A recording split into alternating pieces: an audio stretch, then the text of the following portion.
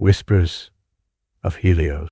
In a world where power flows like molten fire through the veins of the earth, reshaping landscapes and lives alike, balance is a lie whispered to the powerless. Beneath the towering metropolis of Helios, a city of gleaming spires and ceaseless innovation, ancient forces stir, forgotten, imprisoned, and growing restless. The people above live unaware, caught in the rhythms of neon-lit nights and steel-forged days, never suspecting that their peace is borrowed, that their prosperity rests upon a sleeping storm. Deep underground, suspended within a crystal chamber, an enigmatic figure known only as the Sentinel lies in stillness. Once a guardian of time itself, he was betrayed and locked away by the very beings he sought to protect. His body decays, but his mind endures, untethered from time, echoing across ages, sending ripples into the fabric of the present. Now, he senses the threads unraveling. Something or someone is disturbing the order. Above, 4 extraordinary individuals move through the crowds of Helios, unknown yet unforgettable to those who glimpse them. Each one marked by a gift that separates them from the rest.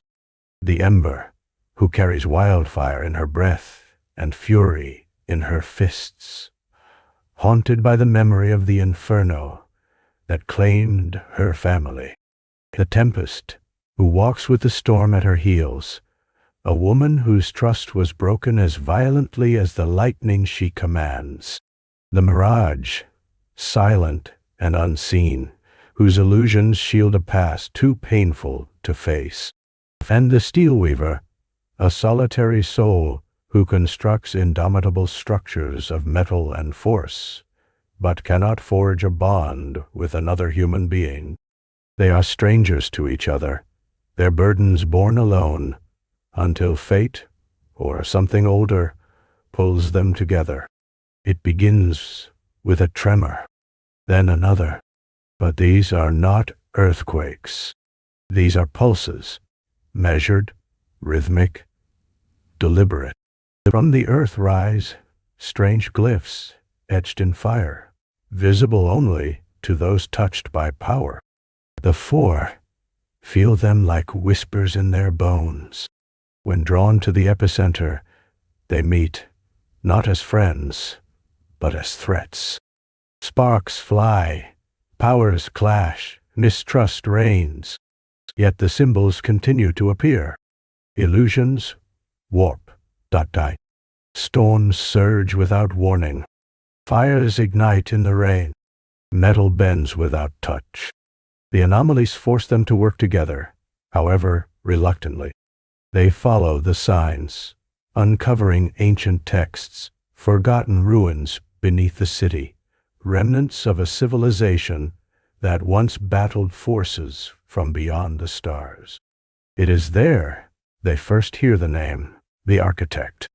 A myth, a ghost, a manipulator. The Architect is no villain from a storybook. He is real, a former oracle turned mad with insight, obsessed with shaping the world, not as it is, but as he believes it should be. For years, he has worked from the shadows, recruiting superpowered individuals, turning them into pawns, then weapons, using their destruction to fuel ancient machines buried beneath Helios. Machines designed to break the crystal prison of the Sentinel, not to free him, but to unleash what he guards, a realm of banished entities older than humanity, beings of thought and chaos, imprisoned beyond time. As the city begins to fracture, physically, politically, spiritually, the 4 heroes struggle with more than external threats. The Ember fears her power will consume again. The Tempest distrusts every alliance. The Mirage wonders if she truly exists outside her illusions.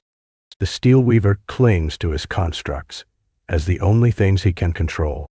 Their unity is fragile, but in a moment of clarity, brought on by a shared dream, vision sent by the sentinel. They see the truth. The only way forward is together. They track the architect to Skyspire, the tallest structure in Helios, a fusion of ancient stone and modern glass. The tower is a conduit, a spear aimed at the heavens and rooted in the earth, perfect for tearing open the veil between worlds. At the summit, the architect awaits, unmasked. He speaks not like a villain, but like a savior. He sees the world as broken, poisoned by weakness and compromise. He would burn it clean, elevate the strong, cast the rest into darkness. The heroes confront him, and the battle begins, not just of fists and flame, but of ideals. The sky rips open. Shadows pour from the rift. The architect calls them forth, welcoming his new gods. But the storm shifts. Time bends. The sentinel arrives. Freed in part by the hero's awakening, he is more spirit than man, a living echo of past and future. He cannot survive long, his presence burning through the now like fire through paper. He turns to the architect, once his ally, now his nemesis, and together they collide, past versus corrupted future. The battle rages through time and space. Lightning arcs across the skyline. Illusions dance between reality and nightmare. Metal reshapes itself into armor, then into weapons. Fire explodes into radiant shields. The heroes, once scattered stars, now form a constellation of resistance. The architect falters. He did not foresee their unity, their will. But the rift grows. The entities are near. With his last strength, the sentinel speaks. He can seal the rift, but only from within. The cost is himself. Without hesitation, he enters the fracture, radiating light as time collapses behind him. The architect lunges to follow, desperate not to lose control. But the heroes intervene. They bind him, strip him of stolen power, and cast him down. The rift closes. Silence falls. Dawn breaks over Helios. The city, battered but alive, begins to heal. The four stand at the edge of the spire, gazing at the horizon, knowing they are forever changed. They have become something more than powered individuals. They are guardians, not of glory, but of balance. They disappear from the public eye, taking only what they need, building a hidden sanctuary beneath the city, a nexus of knowledge, training, and watchfulness. And though the world sleeps peacefully once more, the four remain vigilant. The architect's whisper may be gone, but the echo lingers. The veil is thin. The cost of peace is constant protection. So they walk the streets, masked and nameless, not as gods, not as monsters, but as those who bear the burden of both. Pendon, Meish, No.